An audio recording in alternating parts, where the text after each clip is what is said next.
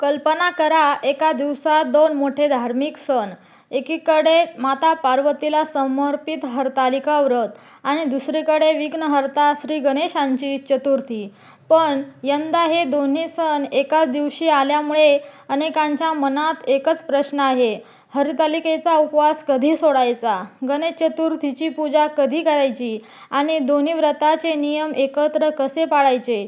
जर तुमच्याही मनात हेच प्रश्न असतील तर हा व्हिडिओ शेवटपर्यंत नक्की पहा, कारण आज आपण या विशेष योगाबद्दल, त्यामागचे धार्मिक महत्त्व, पूजेची पद्धत, उपवासाचे नियम आणि कोणत्या गोष्टी लक्षात ठेवाव्यात हे सविस्तर जाणून घेणार आहोत. हिंदू धर्मातील प्रत्येक सणामागे केवळ परंपरा नसून त्यामागे श्रद्धा, कथा, धार्मिक प्रतीक आणि आध्यात्मिक संदेश दडलेला असतो. हरतालिका व्रत हे माता पार्वती आणि भगवान शिव यांच्या उपासनेशी संबंधित आहे, तर गणेश चतुर्थी हा भगवान गणेशाच्या जन्मोत्सवाशी संबंधित अत्यंत महत्त्वाचा सण आहे. यंदा 14 सप्टेंबर 2026 सोमवार या दिवशी हरतालिका तृतीया आणि गणेश चतुर्थी एका दिवशी येत असल्याचे विविध पंचांगांमध्ये नमूद आहे.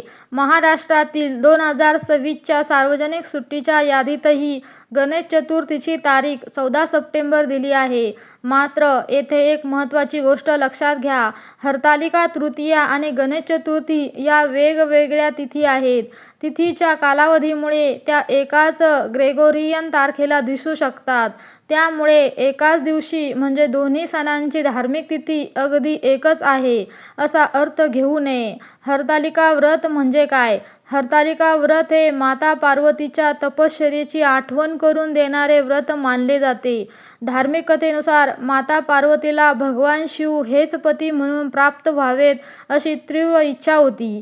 त्यासाठी त्यांनी कठोर तपश्चर्या केली. त्यांच्या सखीने त्यांना अशा ठिकाणी नेले जिथे त्या भगवान शिवांच्या प्राप्तीसाठी मनोभावे तप करू शकल्या.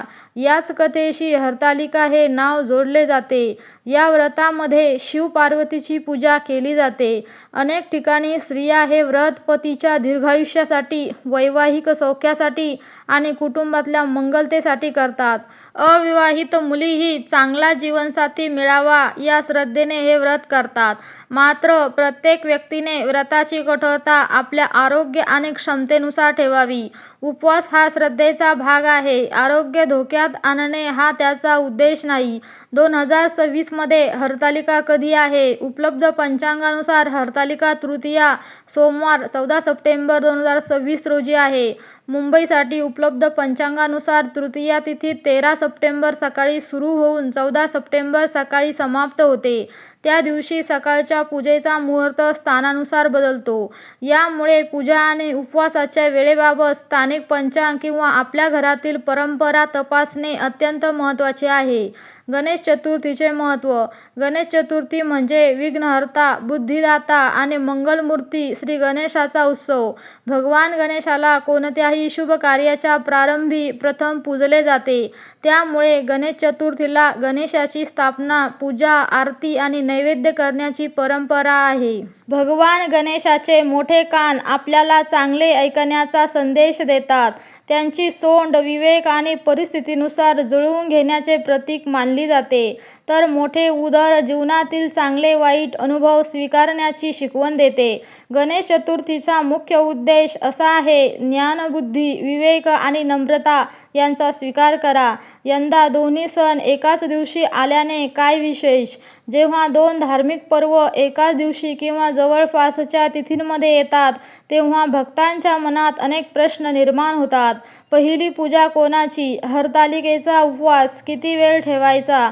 गणपतीची स्थापना कधी करायची? उपवास कधी सोडायचा? गणेश चतुर्थीची पूजा आणि हरतालिका पूजा एकत्र करता येते का? या प्रश्नाची उत्तरे देताना एक गोष्ट महत्त्वाची आहे: धार्मिक आचरणात प्रदेश, कुटुंबाची परंपरा आणि स्थानिक पंचांगानुसार फरक असू शकतो. त्यामुळे इंटरनेटवर मिळालेली एकच वेळ सर्वांसाठी अंतिम मानण्यापेक्षा आपल्या शहराचे पंचांग पाहणे योग्य ठरेल. हरतालिका व्रताचा उपवास कधी सोडायचा? हा सर्वात महत्त्वाचा प्रश्न आहे. हरतालिका व्रतामध्ये अनेक महिला दिवसभर उपवास करतात. काही परंपरांमध्ये हा उपवास निर्जल स्वरूपात पाळण्याची पद्धत आहे, तर काही ठिकाणी आरोग्यानुसार फलाहार किंवा पाणी घेण्याची परंपरा असते. मात्र उपवास कधी सोडायचा हे सर्वांसाठी एकच घड्याळाची वेळ सांगून ठरवता येत नाही, कारण व्रताची समाप्ती, पूजा तिथी आणि स्थानिक परंपरा यांचा विचार करावा लागतो. काही कुटुंबांमध्ये हरतालिका पूजन पूर्ण केल्यानंतर व्रत सोडले जाते.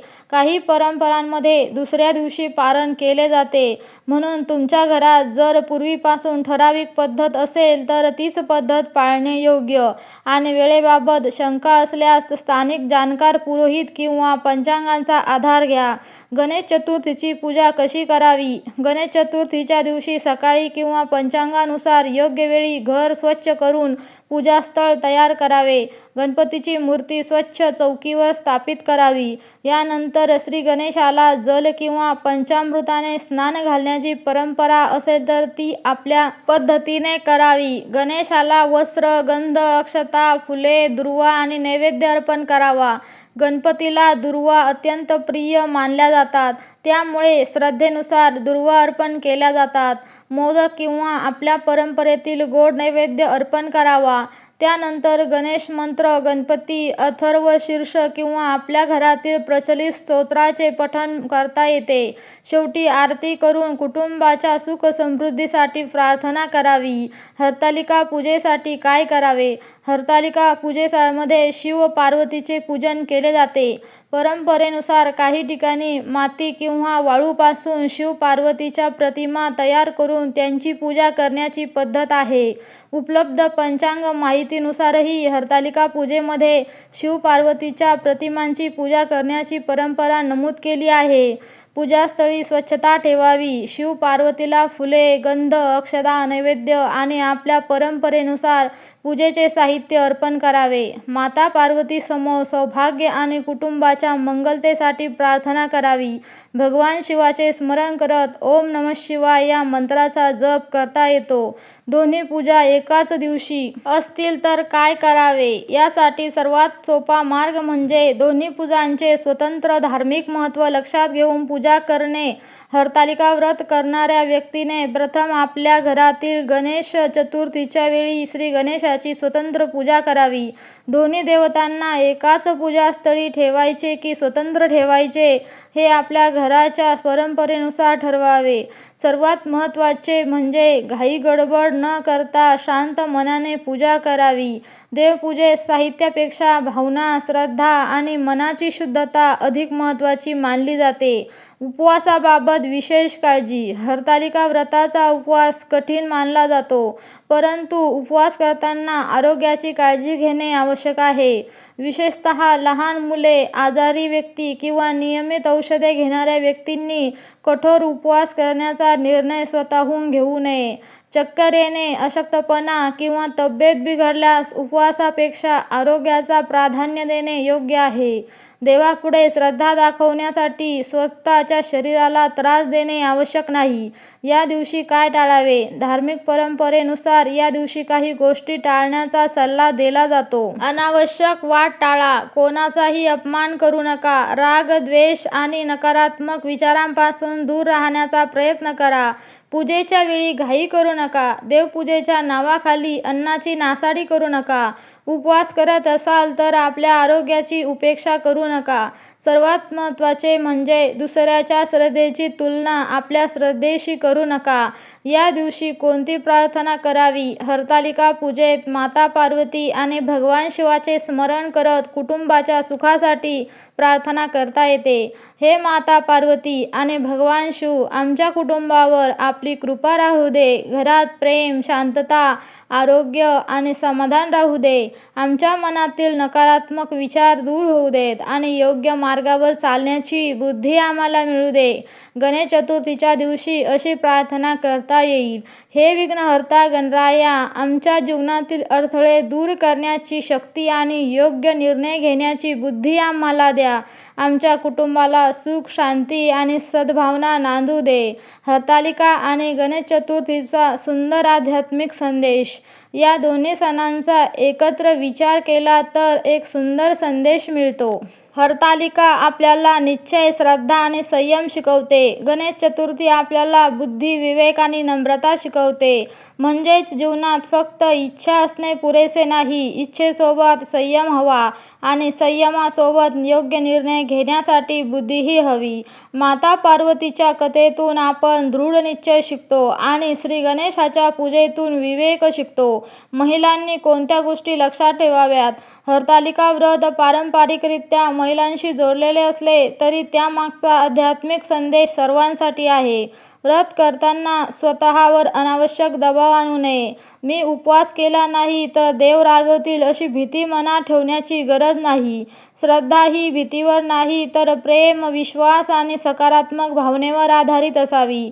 आपल्या घरातील ज्येष्ठ व्यक्ती किंवा पुरोहितांकडून पारंपरिक पद्धत समजून घेता येते. पूजा करताना सर्वात महत्त्वाची गोष्ट, कधीकधी आपण पूजेच्या साहित्यावर खूप लक्ष केंद्रित करतो. इतके फूल आहे का? तितक्या दुर्वा आहेत का? अमुक नैवेद्य आहे का? तमुक वस्तू राहिली तर पूजा अपूर्ण होईल का? पण भक्तीचा खरा अर्थ वस्तूंच्या संख्येत नाही. तुमच्याकडे सर्व साहित्य उपलब्ध नसेल तरी मनापासून केलेली साधी पूजा आणि प्रार्थना हीच महत्त्वाची भावना आहे. देवाला मोठेपणा दाखवण्यापेक्षा मनातील नम्रता महत्त्वाची आहे. एक महत्त्वाची सूचना, 2026 मध्ये 14 सप्टेंबरला हरतालिका आणि गणेश चतुर्थी एकाच तारखेला येत असल्याचे अनेक पंचांग स्रोत दर्शवतात. मात्र पूजेची अचूक वेळ, तिथी, समाप्ती आणि व्रत सोडण्याची पद्धत शहरानुसार बदलू शकते. उदाहरणार्थ, मुंबईसाठी उपलब्ध पंचांगात हरतालिका तृतीयेची समाप्ती 14 सप्टेंबर सकाळी असल्याचे दिले आहे. त्यामुळे व्हिडिओमध्येही प्रेक्षकांना सांगणे योग्य ठरेल की त्यांनी आपल्या शहराचे पंचांग किंवा स्थानिक पुरोहितांकडून अंतिम वेळ निश्चित करून घ्यावी. शेवटचा भावनिक संदेश. तर भक्तांनो, यंदाचा हा दिवस नक्कीच विशेष आहे.